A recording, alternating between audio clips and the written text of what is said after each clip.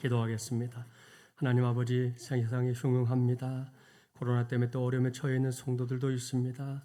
그럼에도 불구하고 우리가 함께 모일 수 있게 하시고 이 시간 예배하게 하셨사오니 주님, 우리에게 주님의 음성 들려주시고 그 음성 듣고 깨달음이 우리의 이 험한 세상에서의 삶의 능력 되게 하여 주시옵소서. 시종을 주님께 맡기며 예수 그리스도의 이름으로 기도하옵나이다. 아멘. 서로 축복하겠습니다. 예수 그리스도의 복음으로 무장합시다. 한 번 더 축복할까요? 언약의 주인공답게 삽시다. 할렐루야. 오늘은 예수 그리스도의 복음으로 무장하라 9번째 시간입니다. 오늘은 너희가 다 하나님의 자녀가 되었으니 라고 하는 제목으로 하나님의 말씀을 전하도록 하겠습니다. 오늘 우리에게 주신 말씀도 지난주일처럼 크게 이렇게 두 단락으로 나눌 수 있습니다. 바울의 표현을 그대로 옮기면 그것은 믿음이 오기 전과 믿음이 온 후로 나누는 겁니다. 달리 표현하면 우리의 구세주신 예수 그리스도께서 이 세상에 오기 전과 오신 이후를 의미하는 건데요. 먼저 믿음이 오기 전이 무엇인지 한번 살펴볼까요? 오늘의 본문 23절, 24절 한 절씩 교독합니다. 제가 먼저 읽습니다. 믿음이 오기 전에 우리는 율법 아래에 매인바 되고 계시될 믿음의 때까지 갇혔느니라.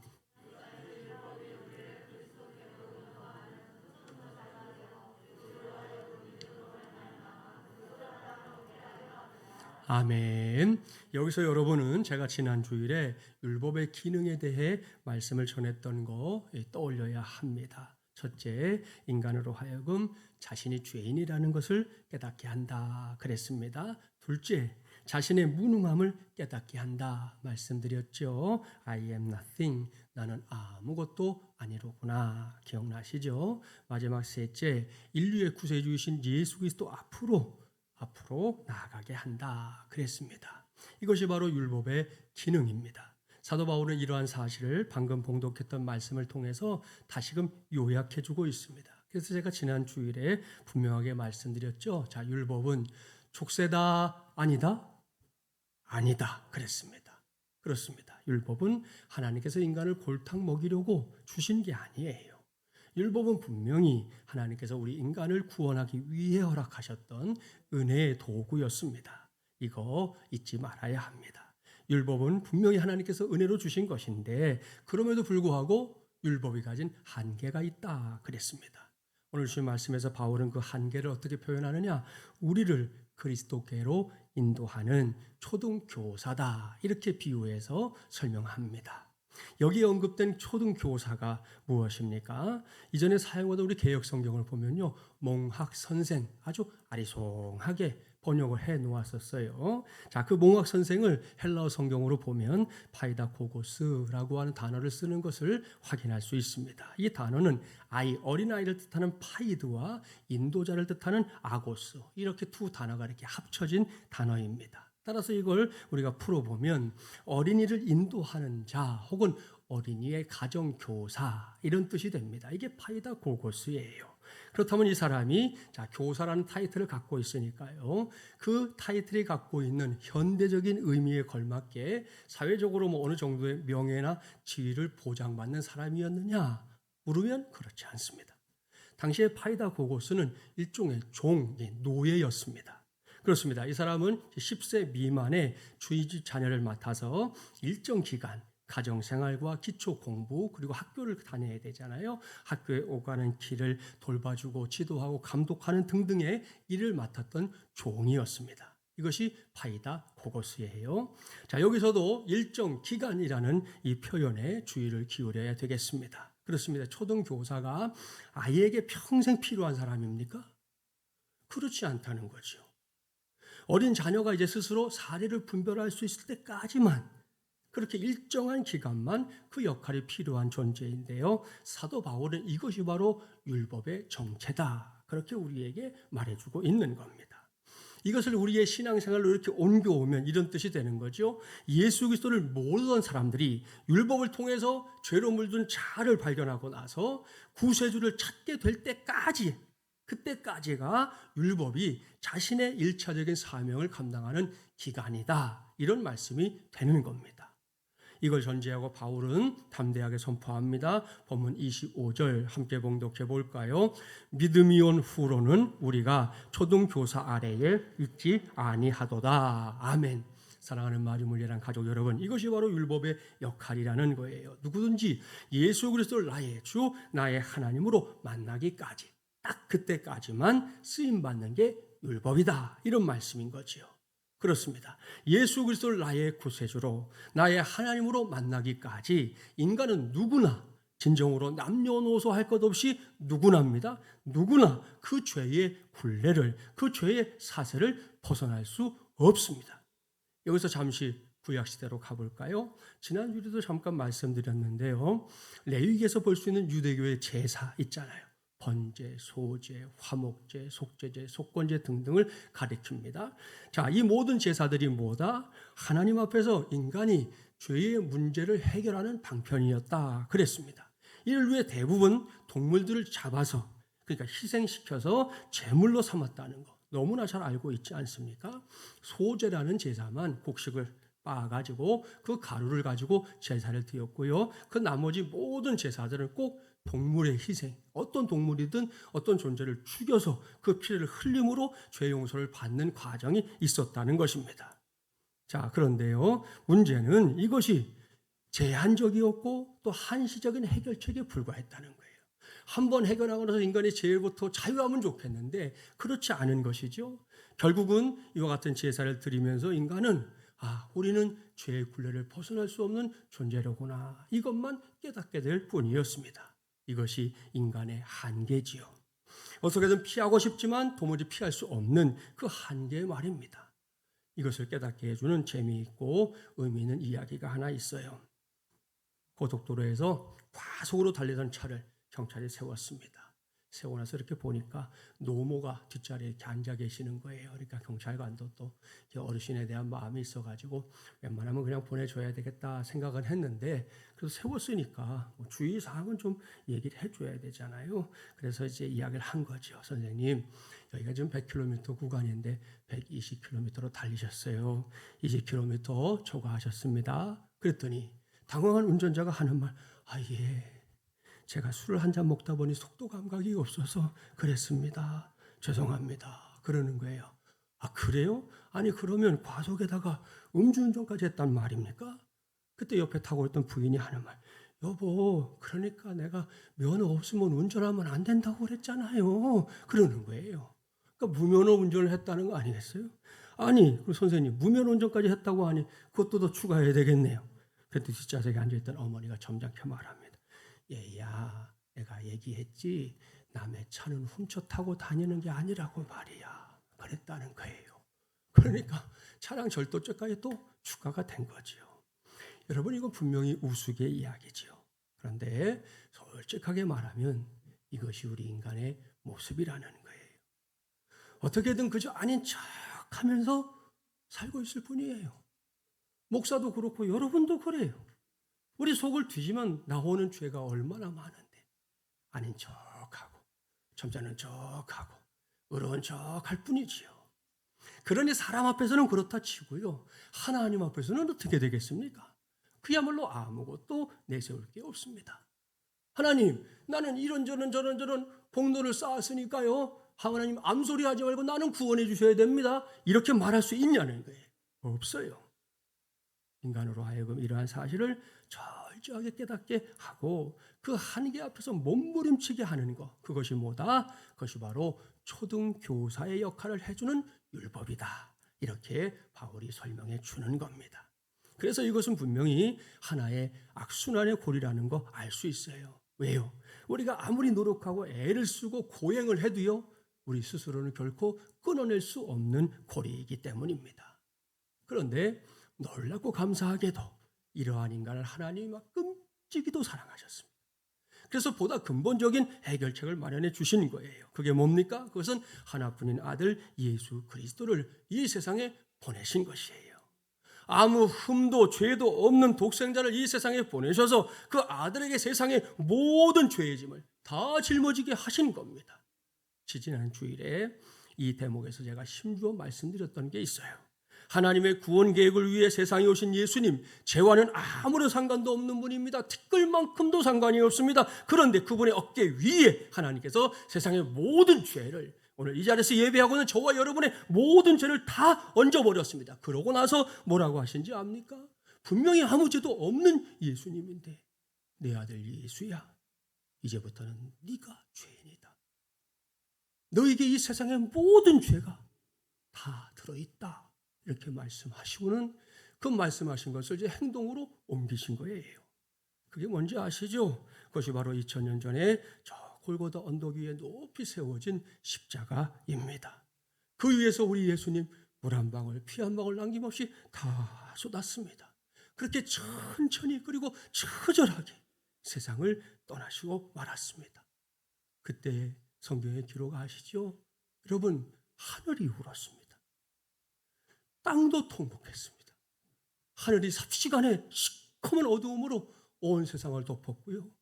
땅은 지축을 흔들며 우리 주님께서 돌아가시는 그 장면을 안타까워하고 애통해했습니다. 오늘 광고한 대로 이러한 예수님의 삶을 하나씩 하나씩 따라가 보는 교회의 절기가 사순절입니다. 다음 주일이 이제 사순절 첫 번째 주일이 되는데요. 정확하게 말하면 사순절은 돌아오는 수요일부터입니다. 그날을 성회 수요일이라고 부르기도 하고요.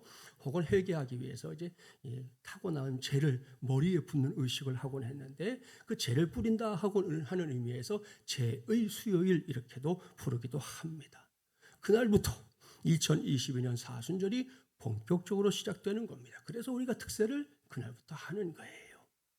매년 그렇게 했겠지만 올해는 이전보다 더 극성스러워진 코로나와 맞서며 맞이하는 사순절인 만큼 더 결연한 의지를 품고 이 시기를 사순절의 영성으로 살아내는 우리 모두가 되기를 바랍니다. 오늘 우리 자리에 앉아 있어야 될 분들 중에도 부득불 가족들이 코로나에 감염이 되는 바람에 오지 못하고 있는 분들도 있거든요. 이게 지금 우리의 현실이잖아요. 근데 그 현실에 우리가 무릎 꿇는 게 아니라 결연하게 맞서서 이번 이 절기를 더욱더 분명한 사순절의 영성으로 살아낸다면 우리에게도 하나님께서 승리의 순간 허락하실 줄 믿습니다. 그래서 이 시기를 살아가면서 저도 여러분도 저 앞에 있는 십자가를 향해 오로지 여기에 있는 나만 생각하면서 오직 너만 생각하면서 오직 우리만 생각하면서 묵묵히 걸어가신 예수님과 아주 깊숙한 동행을 해내는 귀한 절기가 되기를 주님의 이름으로 축복합니다. 그리고 그 끝에서 우리 모두가 아무런 죄도 없이 십자가에 달리신 예수님을 눈을 크게 뜨고 꼭 보게 되기를 바랍니다. 그렇게 예수님이 십자가에 달려 돌아가시고 나서 온 세상이 숨죽인 채 보낸 시간이 사흘입니다.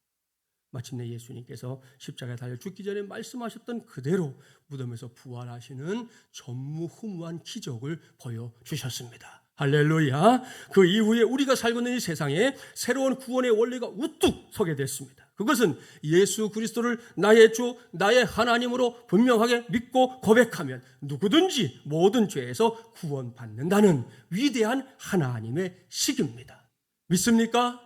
할렐루야. 사도 바울은 오늘 주신 말씀에서 이러한 구원의 원리를 다시금 확인시켜 줍니다. 앞서 하나님의 구원 역사에 있어서 이 초등교사의 역할을 하고 있는 율법에 대해 말씀을 전했던 바울입니다. 그러다가 바울이 믿음이 온 후로는, 예수님이 오신 이후로는 우리가 초등교사 율법 아래 있지 아니하도다, 여기까지 말씀하신 것을 살펴봤어요. 이제부터는 그 다음에 이어지는 말씀 잘 봐야 합니다. 거기에 우리를 구원하시는 하나님의 위대한 식이 자세하게 아주 구체적으로 기록되어 있습니다. 본문 26절 함께 봉독합니다. 너희가 다 믿음으로 말미암아 그리스도 예수 안에서 하나님의 아들이 되었으니. 아멘. 여러분, 이 말씀 2022년 2월 마지막 주일인 오늘 붙잡되 아주 단단히 붙잡기를 바랍니다. 여기서 사도 바울 무엇을 말씀하고 있는 걸까요? 너무 어렵게 생각할 게 하나도 없어요. 말씀 그대로 차근차근 읽어나가면 됩니다. 너희가 다 그랬으니까요. 이것은 이 편지를 받아보았던 당시의 갈라디아 지역의 성도들은 물론이고요. 오늘날에는 저와 여러분에 이르기까지 이 모든 사람을 다 포함해서 이 말씀을, 하나님의 말씀을 받는 사람들을 몽땅 다 포함해서 누구든지입니다. 그렇게 누구든지 예수 그리스도께서 짊어지신 십자가와 그 이후에 일어난 부활의 역사가 바로 나를 위한 것이었구나, 이러한 사실을 확실하게 믿으면 그는 곧 어떻게 된다? 하나님의 아들이 된다. 하나님의 딸이 된다. 이겁니다. 믿습니까? 할렐루야. 그렇습니다. 우리 이거 믿어야 합니다. 이건 여러분의 느낌이나 감정을 믿으라는 게 아니에요. 간혹 신앙생활을 그렇게 하는 분들이 있더라고요. 그런데 여러분, 제가 장담합니다. 그거 결코 오래가지 못해요. 사상 누각이라는 거 깨닫는 데까지 별로 시간이 걸리지 않을 거예요. 그렇습니다. 저와 여러분의 이 느낌이나 감정이라는 것은 그 깊이가 결코, 그리고 크게 깊지 않아요. 도리어 얕고 얕을 때가 훨씬 더 많습니다. 그런데도 거기에다가 내 믿음을 몽땅 건다고요? 그건 어리석은 일입니다. 어린 반푼어치도 없는 일입니다. 따라서 여기서 뭘 믿어야 하는지 분명하게 알아야 되겠지요. 하나님은 우리에게 믿되 다른 그 무엇이 아니라 하나님이 뭐라고 말씀하시는지 그 말씀을 믿으라, 이렇게 당부합니다. 성경 곳곳의 당부가 그거예요. 하나님의 말씀을 믿으라는 거예요. 김진철 목사를 믿는 건 그건 믿음이 아니에요. 김진철 목사가 전하는 하나님의 말씀을 믿는 게 믿음이에요. 그게 우리의 믿음이어야 한다고 성경이 말씀합니다. 이건 우리가 잘 알고 있는 요한복음 1장 12절 말씀과도 맥이 통합니다. 영접하는 자, 곧 그 이름을 믿는 자들에게는 하나님의 자녀가 되는 권세를 주셨으니. 할렐루야. 여러분, 이 말씀이 하나님의 말씀이에요. 잘 아는 말씀이죠. 여기서 하나님이 뭘 말씀하고 있는 겁니까? 이번에도 누구든지입니다.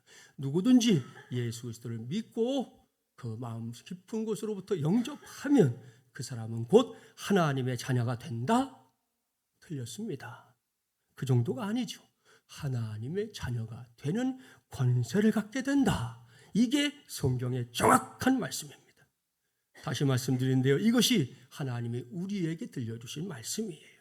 따라서 이 말씀이 우리의 느낌이나 감정, 생각이나 판단보다 반드시 앞서야 합니다. 아니, 비교조차 할 필요도 없이 먼저 믿고 받아들여야만 한다는 이 사실을 확실하게 인정하는 우리 모두가 되기를 바랍니다. 자, 믿음으로 말미암아 하나님의 자녀가 된다는 이 원리가 뭘 말씀하는 건지 제가 설교 준비하면서 이렇게 찾아보니까 몇 해 전에 주일 예배 시간에 여러분에게 시청각 교육을 한 적이 있었습니다. 그걸 기억하고 있는 성도는 다시금 되새기면 좋겠고요. 오늘 처음 듣는 성도는 이 말씀을 정말 여러분의 마음판에 각인시키면 좋겠습니다. 자, 시청각이라고 했으니까요. 뭔가 보여줄 게 있다는 거잖아요. 준비했죠, 제가. 자, 얼마짜리예요? 5만 원짜리. 그것도 빳빳입니다. 요즘 새돈 구하기가 어렵다면서요. 이제 안 준다고 그러네, 은행에서 명절 때도. 하여튼 빳빳한 거예요. 얼마짜리예요? 1만 원짜리. 황은혜 집사님, 둘 중에 하나 가지라고 하면 뭐 가질 거예요? 5만 원짜리? 진짜요? 후회 안 해요? 5만 원짜리 갔는데요. 좋아요. 그럼 4.50 붙여버렸어요. 빳빳인데 아깝네. 자, 황은혜 집사님, 어떤 거 가질래요? 4.50 찌그러 뒀는데 5만 원? 후회 안 해요? 한 번만 더 갑시다.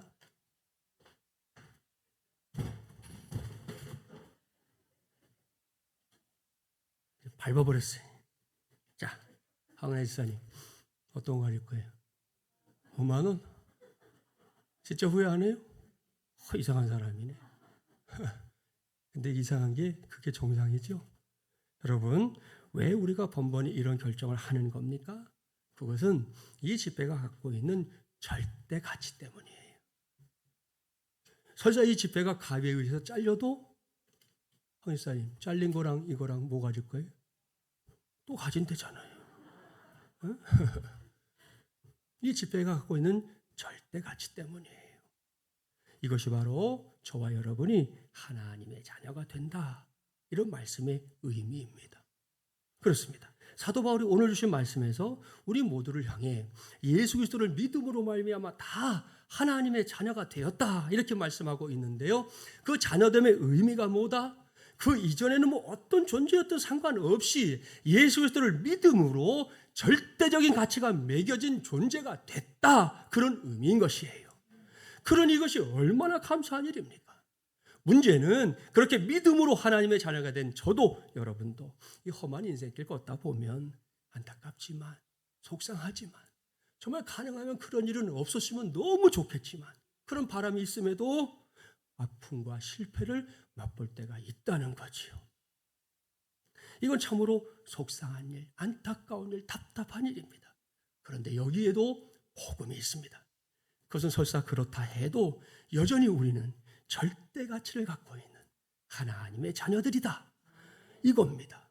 믿습니까? 할렐루야. 그렇습니다. 때때로 세파로 인해 내 바람과 달리 마구마구 구겨지고 여기 가서 짓밟히고 저기 가서 짓밟히고 여기 가서 무시당하고 저기 가서 무시당해도요, 여러분, 그래도 내가 갖고 있는 가치는 여전하다. 결코 달라지지 않는다. 이 진리, 오늘을 기회에 저와 여러분 모두가 단단히 붙잡고 살게 되기를 주님의 이름으로 축복합니다. 그를 위해서 진심을 담아 옆 사람을 축복해 주면 좋겠어요. 아까 그 짝 축복해 주세요. 당신은 하나님의 자녀입니다. 한 번 더 축복할까요? 당신은 절대 가치의 사람입니다. 할렐루야. 믿습니까? 이게 우리 신앙이에요. 여러분은 보통 사람이 되고 싶어도 안 돼요. 그럴 수가 없게 돼 있어요. 그걸 모르고 사는 게 참 안타까운 일이죠. 오늘 예배하는 모든 분들은 이러한 진리를 깨닫고 그것이 옳거니 내 거구나, 그렇게 삼게 되기를 바랍니다. 계속해서 말씀을 볼게요. 이어지는 말씀을 보면 이러한 자녀됨의 확신을 위해서 하나님께서 허락하신 놀라운 은혜가 따로 있구나 알 수 있습니다. 그게 뭐냐? 그것은 예수 그리스도로 옷 입는 은혜입니다. 본문 27절 함께 봉독해 볼까요? 누구든지 그리스도와 합하기 위하여 세례를 받은 자는 그리스도로 옷 입었느니라. 아멘. 보십시오. 하나님께서 하나님의 자녀들에게 입혀주시는 특별한 옷이 있대요. 그 옷은 우리를 구원하신 이 복음의 주체이신 예수 그리스도입니다. 그러니 이건 너무너무 황송한 일인데요.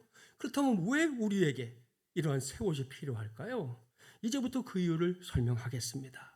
이전에도 그랬지만 코로나가 시작된 이후에 우리 사회를 몇 배는 더 힘들게 했던 것 중에 하나가 뭐냐 하면 그놈의 우울증이라는 거예요.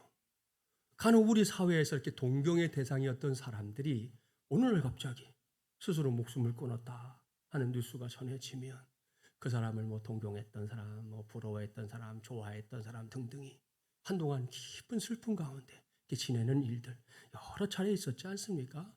최근에는 또 그 인터넷 그 악성 댓글이라는 거 있잖아요.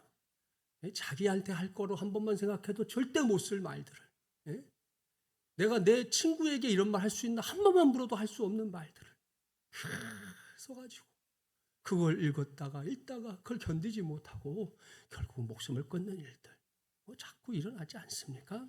이렇듯 우리 주변에는 마음이 병든 사람들이 있어요. 그런 마음은 곧 겉으로 이렇게 드러납니다. 특별히 그런 마음을 더 잘 드러내는 게 뭐냐? 그 중에 하나가 바로 그 사람이 입고 다니는 옷이에요. 자포자기에 빠진 사람들 혹시 볼 기회가 있으면 방송이 됐든 이렇게 한번 봐보세요. 다른 것도 그렇지만 옷을 대충 입고 다닙니다. 절대로 이렇게 잘 구별해서 입지 않아요. 아무거나. 얼룩이 묻어도 빨리 닦아내지 않아요. 관심이 없거든요. 그래서 이런 사람의 경우에는 그냥 옷을 받고 있는 것만으로도 치유가 일어난다는 거예요. 무슨 말이냐? 아직 변화가 일어나는 건 아닙니다. 그런데 변화의 전 단계로 밝은 옷, 단정한 옷, 그것만 입혀줘도 그 사람 안에 변화가 일어나기 시작한다는 거예요. 예를 들어서 우리 점잖은 남자들이 예비군 군복을 입혀놓으면 뭐 같다 그러잖아요. 조금 전까지는 멀쩡했거든. 근데 거기 가서 그것만 입혀놓으면 사람들이 이상해져요. 근데 다시금 정장을 딱 입혀놓으면 사람이 또 점잖아지잖아요. 이것을 의복치료 이런 말까지 부릅니다. 무슨 말이냐? 아직 그 속은 아니거든요. 그런데 가장 바깥쪽에 있는 옷만, 겉모습만 바꿔줘도 그 사람이 얼마든지 달라지게 된다는 걸 보여주는 거예요. 조금 전에 봉독했던 본문 27절 말씀이 이것이 우리의 신앙생활에 있어서 매우 중요한 원리라는 것을 아예 콕 집어서 말씀해 주고 있는 거예요. 그렇다면 이 말씀의 의미가 뭘까요? 이런 겁니다. 한 사원이 사무실에 앉아서 게으름을 피우고 있는 걸 사장님이 지나가다가 봤어요. 여러분이 그 사장님 같으면 어떻겠어요? 화가 나겠죠. 저런 괘씸한 이런 마음도 들고. 이 사장님도 화가 났지만 나름대로는 꼭 참고 물었습니다. 자네 지금 뭐 하고 있나? 그랬더니 사원이 하는 말. 잠시 쉬고 있는 중인데요. 이 사원의 말이 거짓말인 줄 알았지만 사장님은 다시 꾹 참고 물어요. 자네 내가 보내라고 한 물건을 보냈겠지? 예. 대답은 내라고 했는데 영 시원치가 않아요. 그래? 그 물건 제 날짜에 도착해야 한다는 거 자네도 알지? 그랬더니 사원이 놀란 표정을 지으며 말합니다. 사장님 그게 며칠 드릴 것 같은데요. 이 말에 사장님은 화가 났어요. 분명히 늦지 말아야 한다고 신신당부했는데도 이 사원이 도무지 말귀를 못 알아듣고 있었기 때문입니다. 화가 난 사장님이 말을 이어갑니다. 내가 페덱스로 보내라고 했는데 그대로 했느냐 말이야. 사장님이 소리쳤어요. 여기서 말하는 페덱스 보셨을 거예요. 저는 마크 국제적인 특송 우편 서비스를 담당하는 기업이지요. 우리나라에서도 해외로 물건 보낼 때 많이 활용하는데 요즘으로 말하는 퀵 서비스, 해외 퀵 서비스입니다. 정해진 날짜에 반드시 들어가게 하는 그런 이제 회사지요. 아무튼 사장님은 물건을 보내라고 하면서 그 사원에게 저 페덱스를 이용해서 해라 하고 아예 딱 명시해서 말해줬던 건데 그 사원이 대답합니다. 사장님 죄송한데요.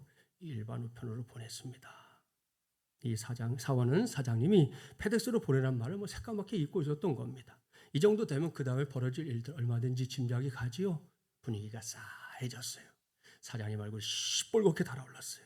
도대체 뭐 하나 제대로 하지 못하는 이 사원을 게다가 이 게으르기까지 한 이 친구를 사장님은 기가 막힌 듯 쳐다봤습니다. 이 사원도 당장이라도 날벼락에 떨어질 것 같으니까 벌벌벌 떨고 있었습니다. 그런데 바로 그때 사장님의 얼굴이 갑자기 측은한 표정으로 변하더니 안타까운 목소리로 말하는 거예요. 내가 왜 너를 아직도 데리고 있는지 그 이유를 나에게 한번 말해다오. 그랬더니 이 친구가 그제야 안도의 한숨을 내쉬면서 말합니다. 사장님은 저의 아버지시잖아요. 그랬어요.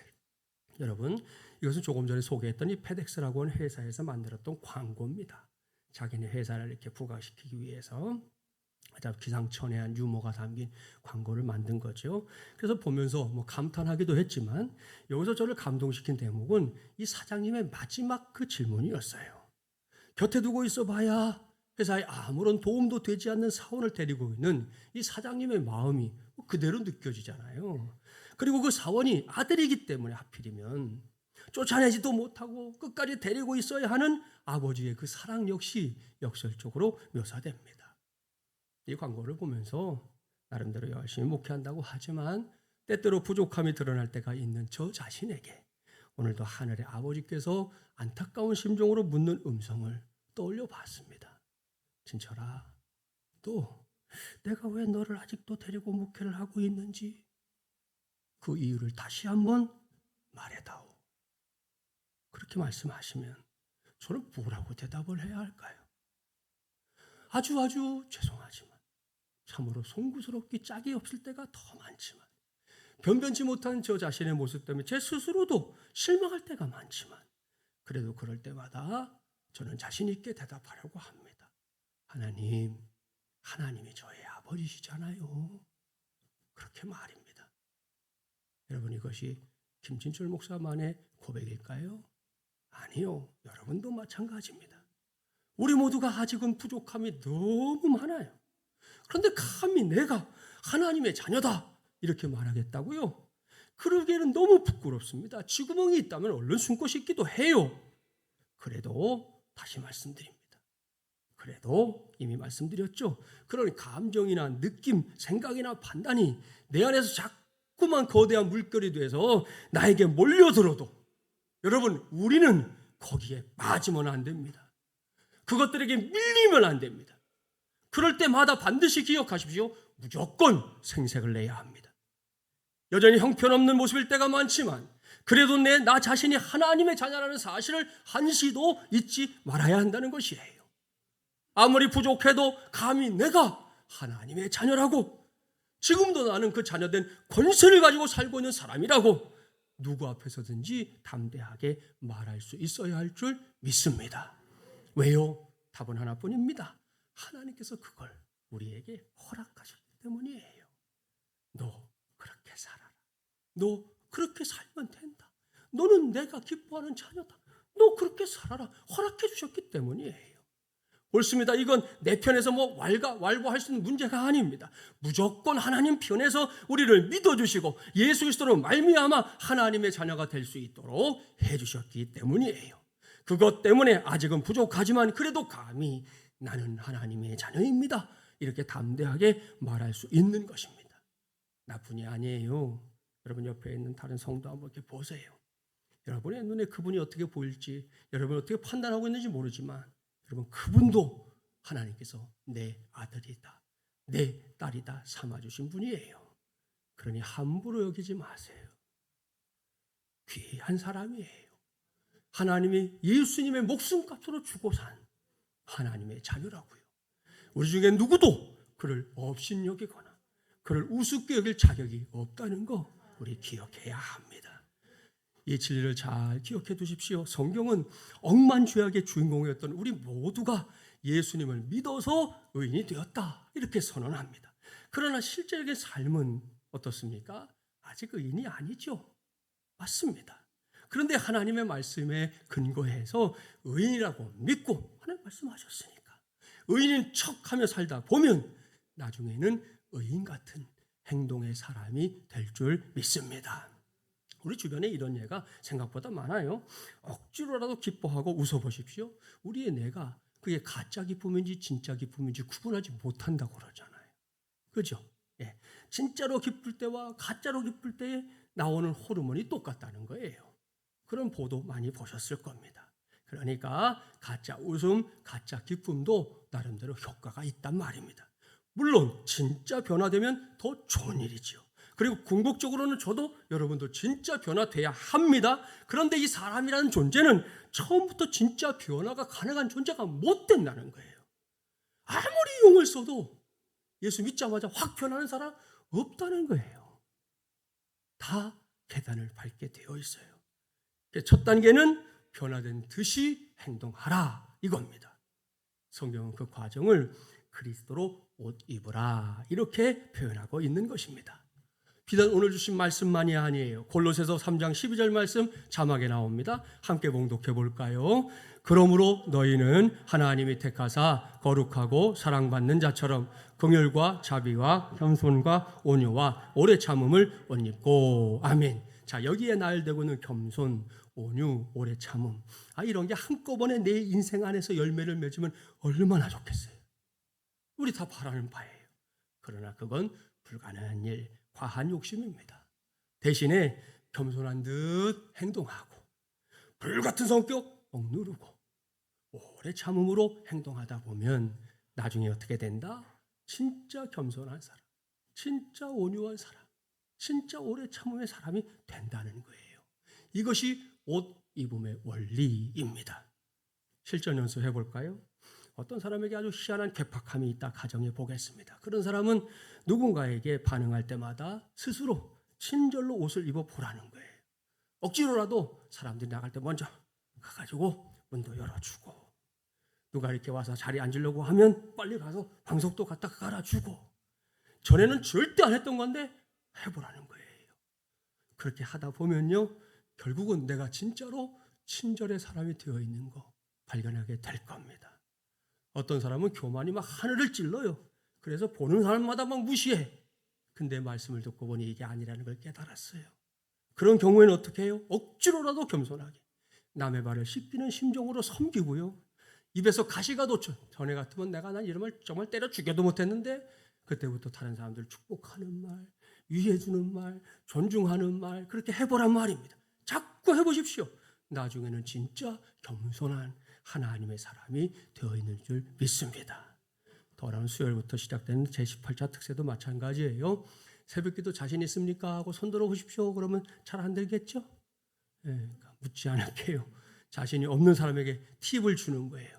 그런 사람들은 이제 오늘부터 며칠 남았으니까 만나는 사람들에게 아예 미리미리 말하라는 거예요. 날 띄엄띄엄 보지 마시오. 나는 새벽 기도하는 사람입니다. 나는 새벽을 깨우는 새벽 용사입니다. 오늘부터 딱 3일 동안만 계속 말해보세요. 처음에는 사실이 아니었지만 나중에는 내가 그 말을 책임져야지 하는 마음으로 나도 모르게 새벽을 깨우는 사람이 되게 될 줄 믿습니다. 이 모든 게 무슨 말씀인지 아시겠죠? 변화되기 전에 미리 옷부터 입으라는 거예요. 예? 그렇게 하다 보면 결국은 그 옷 입음이 내 인생 안에서 위대한 변화를 일으키는 초석이 될 줄 믿습니다. 이것이 하나님께서 우리에게 가르쳐 주시는 중요한 시기예요. 그리고 이렇게 저와 여러분이 믿음 안에서 예수 그리스도를 오집게 될 때 우리 안에서 일어나는 위대한 변화가 있습니다. 그것이 뭐냐? 그것은 이렇게 서로 다르고 다른 우리 모두가 하나됨을 이루게 된다는 겁니다. 본문 28절 말씀 함께 봉독할까요? 너희는 유대인이나 헬라인이나 종이나 자유인이나 남자나 여자나 다 그리스도 예수 안에서 하나이니라. 아멘. 무슨 말씀인지 아시죠? 저와 여러분이 다 하나님의 자녀가 된다는 거, 우리가 예수 그리스도로 옷 입는다는 거, 그것의 궁극적인 꼬린 지점이 어디라고요? 바울은 우리 모두가 하나됨을 이루는 것이다, 이렇게 말씀하고 있습니다. 그렇습니다. 지금 이 자리만 해도 연령도 다 다르고 성격도 다르고 살아온 환경도 다르고 생각도 다른 사람들이 여기저기에 이렇게 앉아 있잖아요. 이러한 우리가 어떻게 해야 성경이 말씀하고 있는 것처럼 하나 돼서 우리 공동체, 이 교회 공동체를 섬길 수 있을까요? 이와 관련해서 예수 그리스도로 옷 입는 것이 뭔지 여러 가지로 설명할 수 있겠지만 오늘 딱 한 가지만, 많이 말씀드려봐야 다 잊어버리니까 딱 한 가지만 말씀드릴게요. 그것은 예수님께서 친히 말씀하신 신약의 황금률을 실천하는 것입니다. 신약의 황금률이 뭡니까? 마태복음 7장 12절 말씀 자막에 나옵니다. 우리 함께 봉독해 볼까요? 그러므로 무엇이든지 남에게 대접을 받고자 하는 대로 너희도 남을 대접하라. 이것이 율법이요 선지자니라. 아멘. 여러분 잘 알고 있는 말씀이지요? 이 말씀을 오늘부터는 그저 아는 데에서 그치지 말고 적극적으로 실천해보자는 겁니다. 거기에 다양한 삶의 배경을 갖고 있는 우리 모두가 이 남녀노소의 장벽을 뛰어넘어 하나 되는 길 활짝 열릴 줄 믿습니다. 제가 아는 목사님 한 분이 미국에 있을 때 한 교포 2세 대학생이 그 형제가 했던 이야기를 직접 들었다 그러면서 전해준 거예요. 그 학생이 한국 식당에서 이제 아르바이트 하고 있었는데 우리나라 관광객들이 와서 이제 설렁탕을 먹다가 깍두기가 떨어졌는 모양이죠. 깍두기 더! 이렇게 소리를 치더라는 거예요. 당시에 너무나 분주했던 탓에 이 학생이 손님 조금만 기다려주세요 이렇게 말했습니다. 그랬더니 그 관광객은 더 큰 목소리로 야! 너 내가 누군 줄 알아? 난 사장이야. 내 밑에 부하 직원이 70명이야. 그러더라는 거예요. 참으로 기가 막힐 노릇이죠. 이 학생 역시 당황스러웠는데 하도 기가 막혀서 잠깐 서 있다가 이내 이렇게 말했습니다. 선생님, 내가 누군 줄 아세요? 저는 손님에게 깍두기를 얼마나 많이 그리고 얼마나 빨리 주느냐를 결정하는 사람이에요. 그러니 저를 함부로 보지 마세요. 그랬어요. 식당 안에 있던 사람들이 다 박장대소했고 그 손님은 얼굴이 홍당무가 되고 말았어요. 사랑하는 마주물려란 가족 여러분, 이러면 안 되는 거죠. 세상 사람들은 그렇게 그저 자신이 상대방보다 아주 조금만 더 가진 게 있어도 그걸 티내지 못해가지고 안달합니다. 예? 그거 가지고 기를 죽이려고 해요. 예? 감히 네가 이러면서 말해. 그러나 그것은 오늘 우리가 배운 예수 그리스도로 옷 입는 삶이 아니죠. 하나님의 자녀된 이들의 삶이 아닌 것이죠. 따라서 우리 모두는 매사 이와는 정반대의 선택을 해야 할 줄 믿습니다. 그것이 바로 하나님의 자녀된 삶이요, 또한 예수 그리스도로 옷 입는 삶이기 때문입니다. 이를 명심하고 여전히 험한 세상살이지만 그 속에서 주저하지 말고 하나님의 자녀로 예수 그리스도로 옷 입는 삶으로 승부를 걸기 바랍니다. 그리할 때 어려움이 없진 않겠지만 마침내는 우리 하나님께서 승리하게 하실 줄 믿습니다. 바로 그 믿음으로 앞으로도 변함없이 하나님의 이 자녀된 권세를 가지고 살아가는 저와 여러분, 우리 교회가 되기를 주님의 이름으로 간절히 축원합니다. 기도합시다. 전능하시고 자비로우신 하나님 아버지, 오늘도 우리 모두를 주님의 전에 불러주시고 이 시간에 주님의 음성에 귀를 기울이게 하시니 감사합니다. 이 시간 우리의 믿음을 바르게 점검하게 하여 주시옵소서. 우리 모두는 초등교사인 율법이 아닌 직접 예수 그리스도를 나의 주, 나의 하나님으로 믿고 고백하는 사람들입니다. 이러한 믿음의 역사가 그저 몇몇 사람에서 그치는 것이 아니라 우리 공동체 속에서 아주 왕성하게 일어나게 하여 주시옵소서. 이를 통해 우리 모두가 하나님의 자녀됨의 확신 단단히 붙잡고 살게 하여 주시옵소서. 간절하게 구합니다. 어떤 경우에라도 어떤 풍파 속에서도 이 확신 놓치지 않게 하여 주시옵소서. 그럴 때마다 하나님께서 우리에게 부여하신 절대가치 항상 기억하며 다시금 믿음의 경주를 온전히 감당할 수 있게 하여 주시옵소서. 아울러 구합니다. 예수 그리스도로 옷 입는 성도 되게 하여 주시옵소서. 누구보다 내가 내 자신을 잘 알기 때문에 감히 하나님 앞에서 이러한 삶을 구하는 것도 부끄럽습니다. 그래도 구합니다. 아직 다 변화되지 못한 우리 모두를 긍휼히 여겨주시고 먼저 예수 그리스도의 옷을 우리에게 입혀 주시옵소서. 그 은혜를 힘입어 우리 공동체 전체가 하루하루 신앙생활의 연륜을 쌓아가면서 주님 안에서 하나 되게 하시고 주님 닮아가게 하시고 그 능력을 발휘하며 전진하게 하여 주시옵소서. 당장 수요일 새벽부터 시작되는 제18차 특세가 그러한 은혜를 체험하고 확인하고 누리는 간증의 현장 되게 하여 주시옵소서. 이 모든 말씀 우리의 구세주이신 예수 그리스도의 이름으로 간절히 기도하옵나이다. 아멘.